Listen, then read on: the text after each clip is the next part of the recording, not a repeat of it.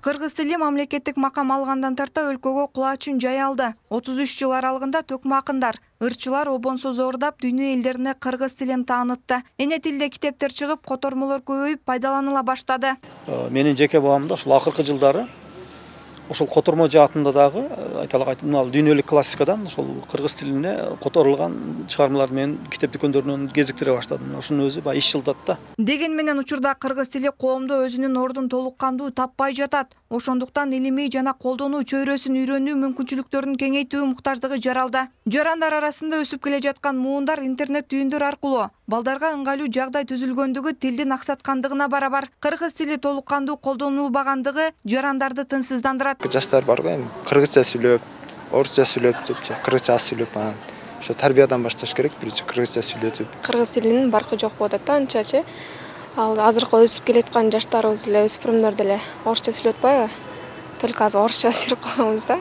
Чет өлкөлүк блогерлер кыргыз тилде сүйлөп, кыргыз тилде өздөрүнүн кээ бирки баягы ойлорун бөлүшүп калганы баягы биз көрүп, баягы кыргыз болуп аны кыргыз экендигибизге сүйүнүп бир башкача жүрөктө башкача бир таасир кылат да.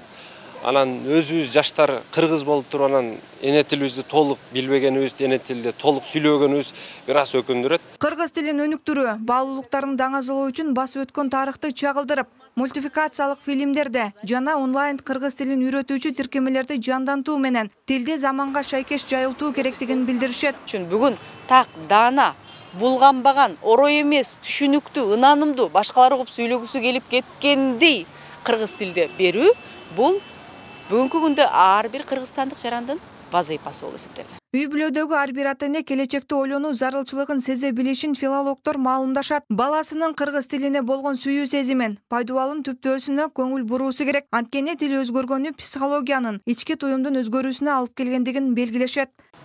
Мен ушул учурдан пайдаланып, азыр ушул телени көргөн ата-энелерге, баласын орусча сүйлөп калганына сүйүнгөн ата-энелерге өздөрүңөрдүн эртеңки келечегиңерди ойлой жүргүлө, буга көп эле кубана бербегиле. Балдарыңар 20 тил билсе мага демектен бирок биринчи кезекте өздөрүнүн эне тилин үйрөнүп чоңойсун дегенди айткым келет. 1989 жылдын 23 сентябрында Кыргыз Республикасынын Жогорку Кеңешинин 10 сессиясында Кыргыз Республикасынын мамлекеттик тили жөнүндө мыйзам кабыл алынган. Бул кыргыз тилинин мамлекеттик тил катары статусун мыйзам жүзүндө белгилөөгө, кыргыз тилин жана кыргыз элинин улуттук маданиятын сактоого жана өнүктүрүүгө негиз түздү. Анын алкагында быйыл мамлекеттик тилди өнүктүрүү жаатында 1 айлык жарыяланды. Зарина Рахманбердиева, Мирзат Нуманов, Ынтымак,